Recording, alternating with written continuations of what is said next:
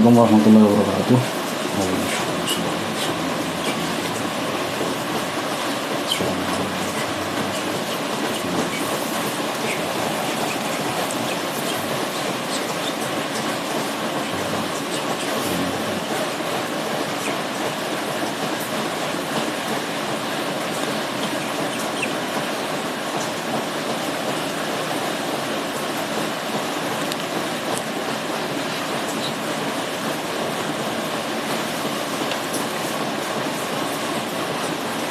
Al-Fatihah. A'udzubillahi minasyaitonir rajim. Bismillahirrahmanirrahim. Ar-Rahmanir-Rahim. Iyyaka na'budu wa iyyaka nasta'in. Shiratal mustaqim.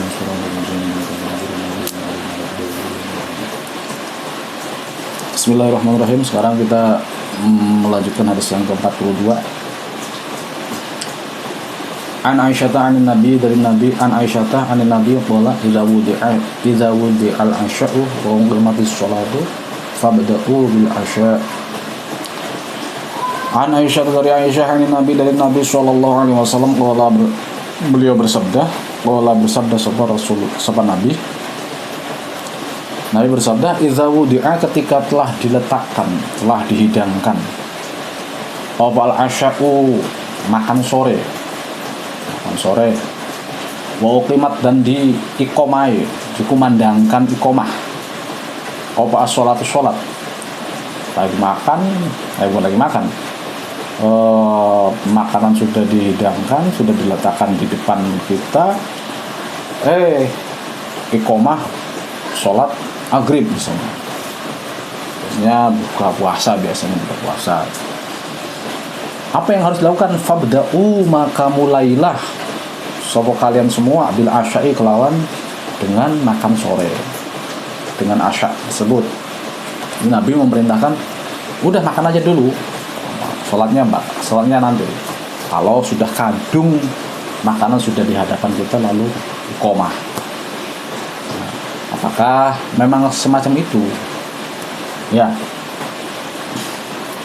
Tapi tetap ada syaratnya. Jadi ketika sudah mau makan, sudah dihidangkan makanannya, terus iqomah, sholat jamaah, kita boleh makan, enggak sholat jamaah dulu, dengan syarat, beberapa ulama ada yang mengatakan, ada yang mensyarati, syaratnya orang tersebut memang sangat butuh makan, ini harus makan, kalau nggak makan nanti pingsan, sholatnya pingsan misalnya, memang butuh makan.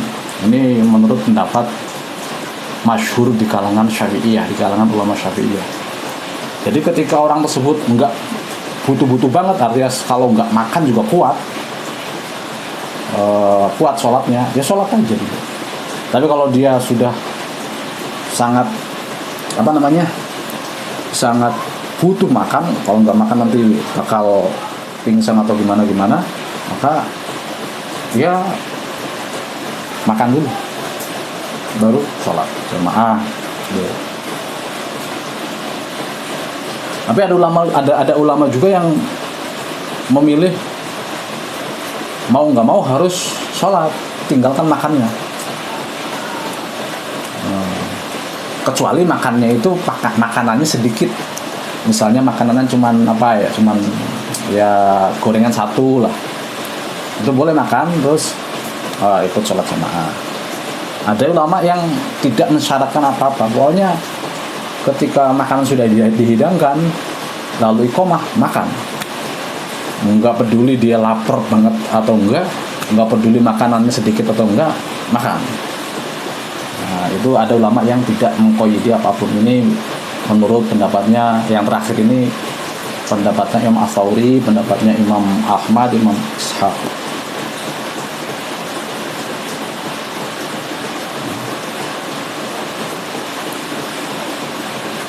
Masih banyak lagi di syarahnya, di keterangannya.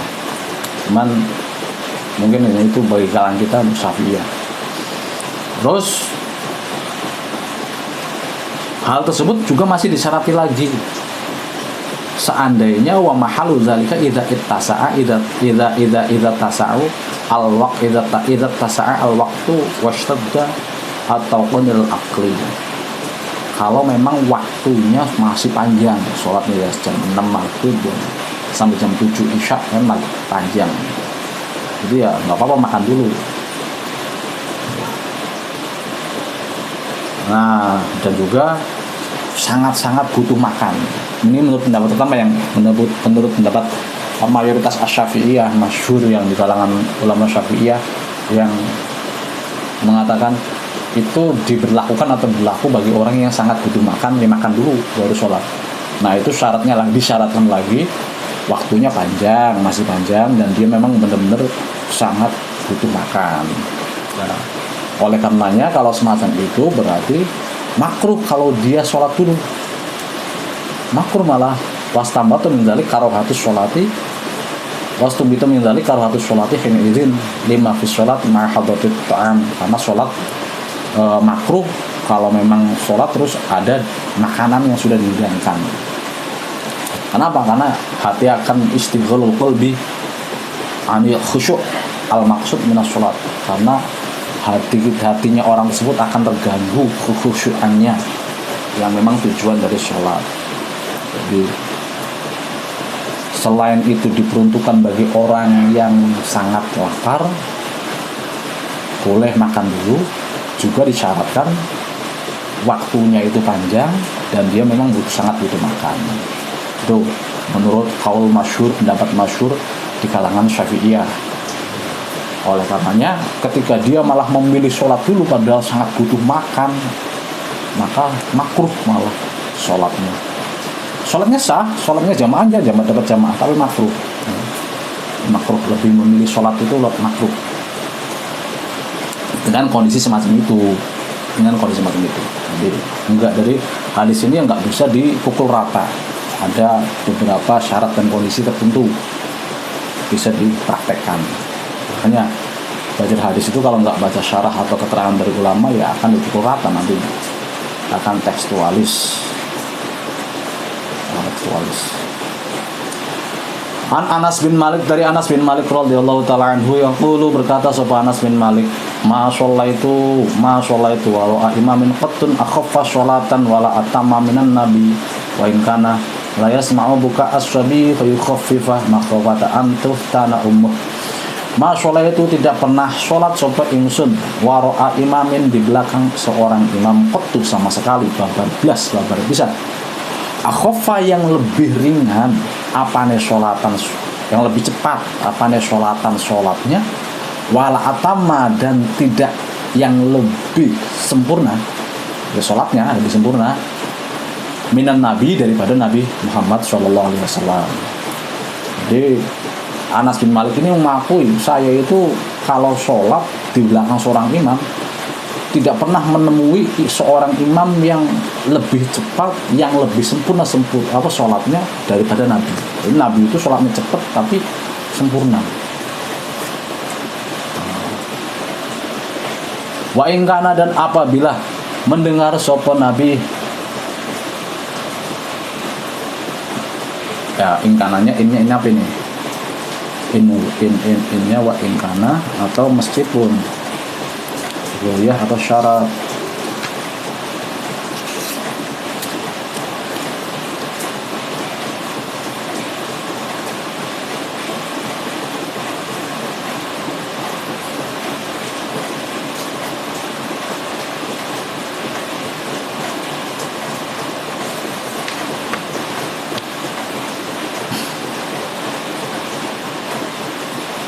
Wa in kana, dan apabila ada sapa nabi iku layasma'u, mendengar sapa nabi buka aswabi ing tangisannya anak kecil. Seandainya ketika sholat ya, Nabi kemudian mendengar ada anak kecil di belakang itu nangis. Orang tua sholat di masjid berjamaah ngajak anaknya, kemudian Nabi sholat jadi imam, terus anaknya jamaah itu nangis. Nah, ketika Nabi mendengar anak nangis, tangisan anak tersebut, fayukhaffifa, maka mempercepat sapa Nabi. Akhirnya Nabi mempercepat sholatnya. Ada anak nangis, dipercepat. Makhafatan, karena khawatir, karena takut, antuf tanaing, difitnah, dicoba fitnah itu sapa ummuhu, ibunya sobi. Karena takut nanti ibunya dicoba, diuji atau difitnah karena tangisan anaknya. Fitnah itu kan ujian, cobaan. Ujiannya apa ya? Itu nanti anak ibunya itu sholatnya nggak khusyuk. Aduh anak saya nangis, aduh anak saya nangis. Ini gimana? Mau batalin, nggak boleh batalin sholat. Nggak boleh batalin sholat. Karena hanya anak nangis. Nggak boleh, haram.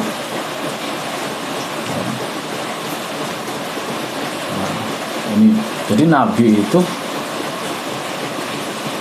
memang Nabi itu dalam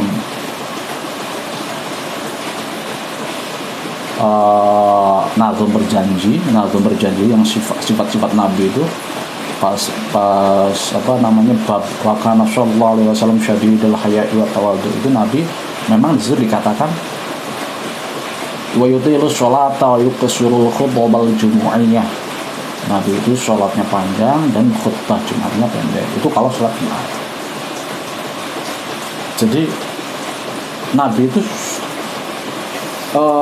tahu kebutuhan orang, sholatnya cepat dan sholatnya panjang itu. Dalam hadis lain malah Nabi menginstruksikan atau ya memerintahkan kalian kalau jadi imam itu jangan lama-lama, dipercepat. Kenapa? Karena kita tidak tahu di belakang imam yang jadi imam itu ada orang tua, ada anak kecil, ada orang yang memiliki hajat, kebutuhan, yang terburu-buru ada urusan, pengen kerja atau apa. Jadi sholatnya dipercepat kalau jadi imam. Ya maksudnya dipercepat tetap ada kesunahan disempurnakan semua. Ya minimal sholat baca suratnya jangan panjang-panjang, surat Al-Baqarah atau An-Nisa. Ya suratnya qul huwallahu ahad atau suratnya Al-Kafirun, cepat. Karena apa? Karena di belakangnya itu ada makmum yang tingkat kekuatan, kemampuan dan kebutuhan waktunya itu berbeda-beda. Nah dalam kasus ini Sayyidina Anas mengakui kalau Nabi itu sholatnya cepat,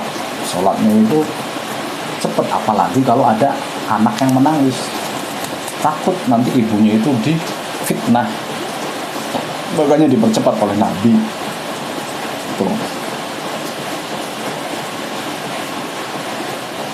Jadi maknanya ibunya difitnah itu maksudnya ibunya itu diuji sholatnya bisa khusyuk enggak. Nah jangan, supaya enggak seperti itu Nabi. Nah, Nabi enggak mau, kasihan.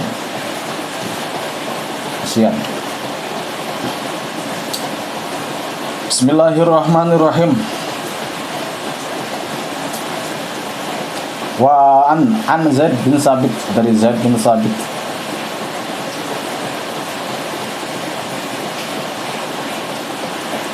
anna Rasulullah sallallahu alaihi wasallam, bahwasanya Rasulullah sallallahu alaihi wasallam ikut ittakhadha, memasang, mengambil, membuat hujratan ing ya kamaran, ya ruangan.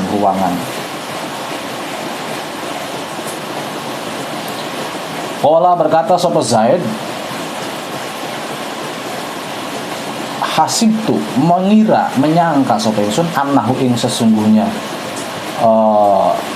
sebentar, bukan Zaid, rawinya lola ay ar-rawi an Zaid. Jadi Zaid menceritakan kepada seseorang muridnya. Nah muridnya ini rawi dari Zaid, orang yang meriwayatkan dari Zaid ini yang berkata.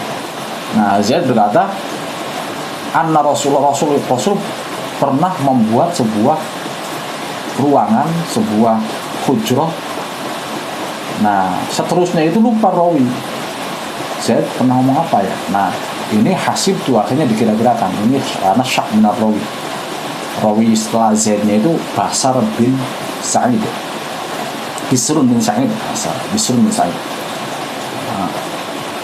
Hasib tuh saya mengira anahu ing bahwasanya Zaid iku qala berkata sahabat Zaid min hasyirin, Nabi membuat kamar-kamaran ruangan di masjid, di dalam masjid itu Nabi membuat kotakan, dibuatnya min hasyirin dari tikar. Hasil itu tikar anyaman daunan kurma mungkin hasilnya. Itu ketika fi Ramadan, yang dalam bulan Ramadan, lalu sholat sama Nabi fiha ing dalam hujrah.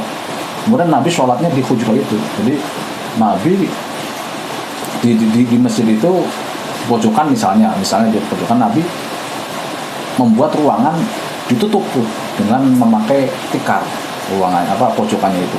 Nabi soalnya di dalam ruangan itu. Nah, layaliya sholatnya bulan Ramadan itu layaliya pada beberapa malam, nggak hanya sekali, nggak hanya semalam, tapi beberapa malam. Fasolah lalu sholat sapa Nabi bisolatihi dengan sholatnya Nabi. Fasolah lalu sholat bisolatihi dengan sholatnya Nabi sapa nasun orang-orang min ashabihi dari sahabat-sahabatnya Nabi. Lalu mengetahui Nabi kok di dalam situ ternyata sholat, akhirnya sahabat itu ikut sholat makmum sama Nabi. Nah, ternyata falamma alima maka ketika mengetahui sapa Nabi bihim kelawan nas, ternyata kok saya sholat para sahabat orang-orang pada ngikutin saya ya. Nah, kira-kira semacam itu. Nabi tahu di belakangnya itu, di luar kotakan yang beliau buat itu ada sahabat-sahabat yang bermakmum kepada Nabi. Akhirnya setelah tahu semacam itu, ya ja'ala maka bergegas sapa Nabi ku yaqudu, duduk sapa Nabi. Fa kharaja lalu keluar sapa Nabi ilaihim maring nas. Lalu setelah Nabi duduk kemudian keluar, lalu Nabi ya ngomong sama orang-orang yang makmum sama Nabi itu. Faqala lalu berkata sapa Nabi qad araftu, sudah sungguh mengetahui sapa ingsun. Saya tahu kok. Allazi ing orang. Ra'aitu yang melihat sapa ingsun min sunaikum allazi ing orang. Perkara sesuatu saja enaknya ya.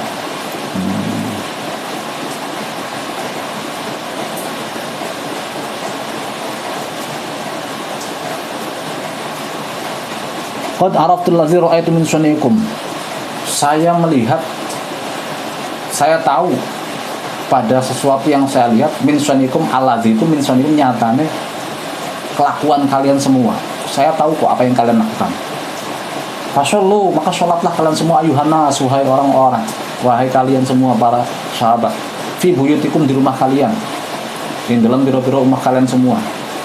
Fa in afdalas sholati maka sungguhnya sholat yang paling utama iku sholatul mar'i, sholatnya seseorang fi baitihi di rumahnya mar'i, in dalam rumahnya mar'i ilal maktubata kecuali sholat maktubah.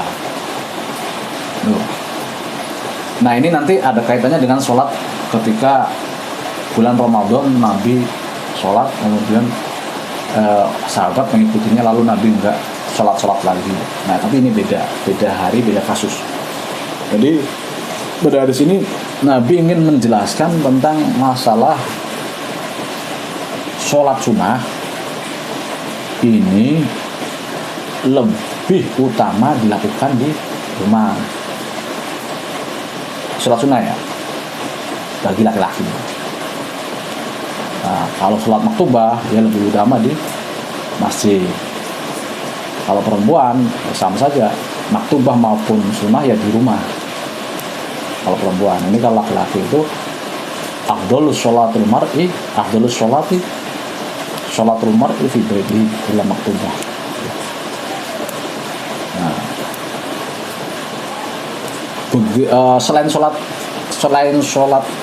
maktubah, sholat wajib, yang sunnah yang lebih utama dilakukan di masjid adalah sholat-sholat yang memang disyariatkan berjamaah. Sholat tarawih, sholat id, sholat apa lagi, sholat meskipun sholat sunnah tapi yang memang disyariatkan berjamaah.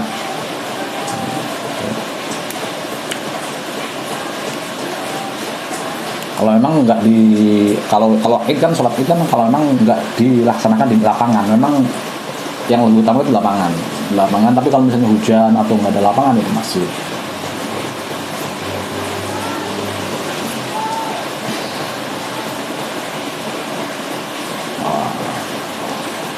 Itu kalau mazhab Syafi'i. Tapi kalau mazhab Maliki itu ya tetap sholat sunnah ya semuanya di rumah, enggak di masjid. sama seperti hadis ini. Abdul sholatul mar'i sholatul mar'i fi baitihi.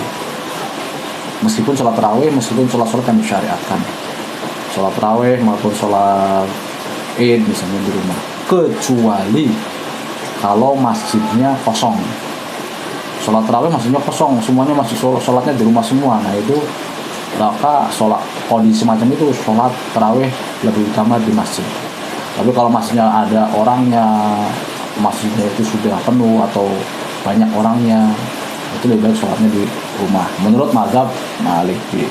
Kalau mazhab Syafi'i enggak, sholat sunnah memang lebih utama, lebih baik di rumah. Tapi kalau sholatnya itu sholatnya memang ada jamaah, disyariatkan di jamaah, sholat tarawih, sholat id, maka lebih baik di masjid. Ini bagi laki-laki.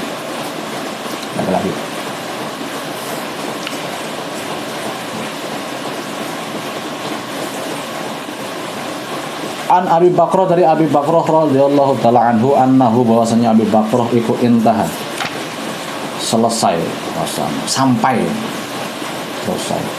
sampai sapa Abi Bakrah ila Nabi maring Kanjeng Nabi sallallahu alaihi wasallam, wa huwa hale utawi Abi Bakrah,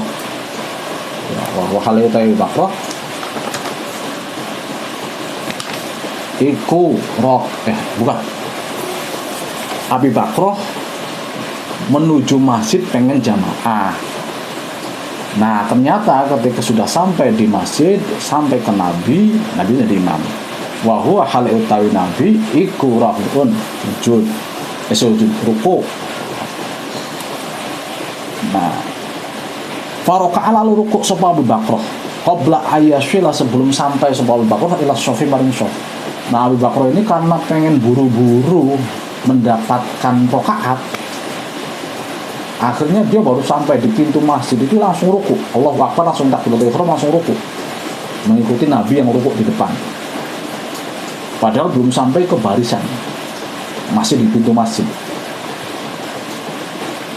Fazakaro, lalu menceritakan sebuah Abi Bakrah zalika ing mengkono-mengkono intaha ilan Nabi wa huwa raqiun faroka qabla ayyasyil isyak, atau intaha ila akhirih.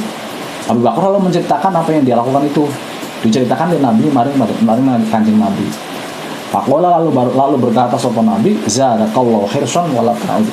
Zadaka, semoga menambahi ing kamu sapa Allah Gusti Allah, menambahkan hirsan ing legowo, ing legowo lah, ing kelegaan, kelapangan dada atau kelapangan hati, dada atau lapang hati. Wala ta'ud, dan jangan ulangi sapa. Dan kamu jangan ulangi lagi. Itu nasihatnya Nabi kepada Abu Bakar. Nah, jadi dalam masalah ini ada beberapa hal. Pertama, rakaat, kita bisa mendapati satu rakaat bareng imam, itu patokannya ruku. Jadi ketika imam sudah ruku, terus kita datang lalu Allahu Akbar, takbiratul ihram, lalu ikut ruku bareng sama imam, maka kita dianggap ikut atau dapat satu rakaat. Syaratnya bareng dengan imam. Nah, yang kadang orang-orang itu tidak paham adalah, satu, dia sudah tahu masbuk, datangnya belakangan. Dia datang, imamnya sudah baca qul huwallahu ahad Allahu samad lam yalid wa lam yulad, dia baru takbiratul ihram Allahu akbar kufuwan ahad. Dia malah membaca doa iftitah Allahu akbar kabir walhamdulillahi katsiran wa. Lalu imamnya ruku, dia ikut ruku karena menganggap ruku bareng imam itu sudah mendapatkan satu rakaat. Ya. Nah, ini salah. Salahnya bagaimana?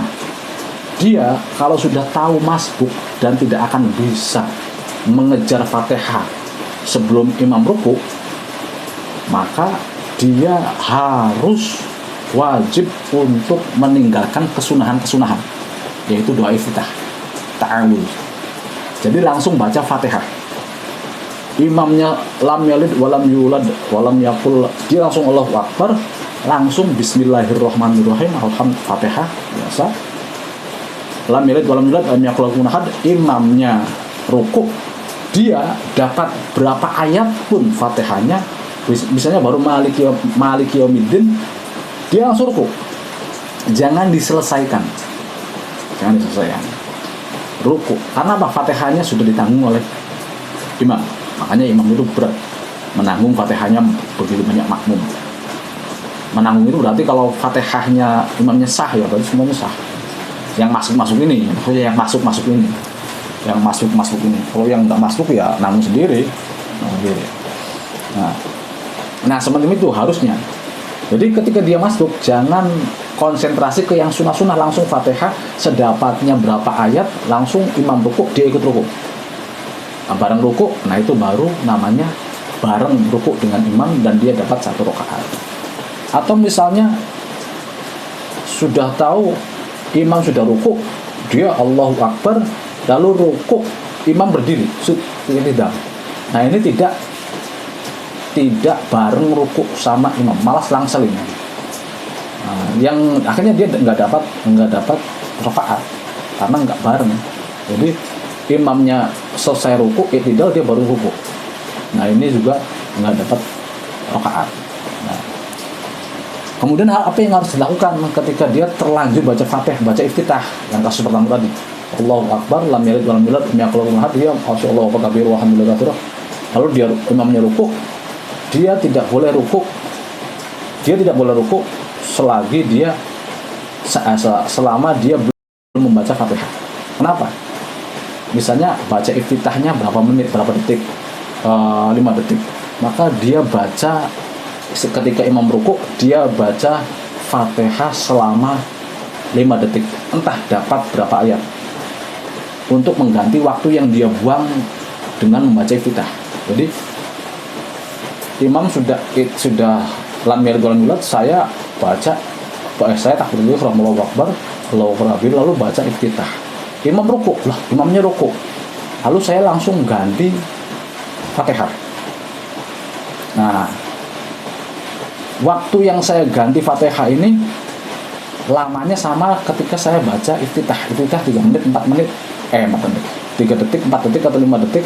Nah, Fatihahnya juga segitu. Bismillahirrahmanirrahim, alhamdulillahirabbil alamin, arrahmanirrahim, maliki yaumiddin, baru kita rukuk. Nah, seandainya kita bareng rukuknya dengan imam, maka kita dapat 1 rakaat.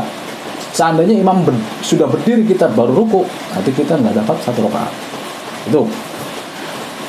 Tapi seandainya dia iftitah belum selesai, imamnya rukuk, kemudian dia ikut rukuk, dia rakaat pertama nggak sah. Berarti dia tidak mendapatkan 1 rakaat.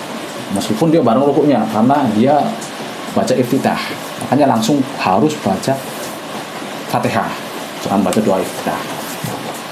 Karena agak rumit ketika membahas masalah jamaah ini. Nanti kita bahas berikutnya. Masih banyak tentang masalah jamaah yang harus diketahui oleh makmum. Tapi yang biasanya yang sering itu gitu, mau masbuk tapi dia lebih mementingkan bacaan yang sunnah. Nah, kasusnya Abi Bakrah ini,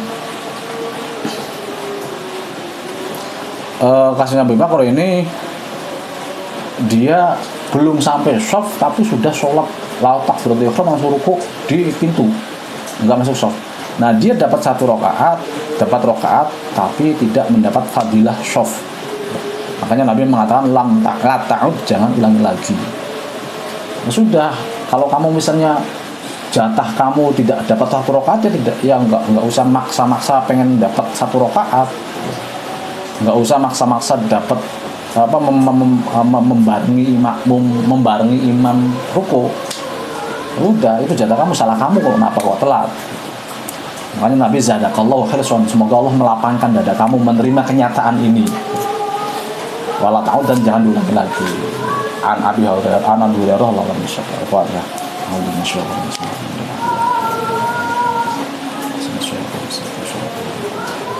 Assalamualaikum warahmatullahi wabarakatuh.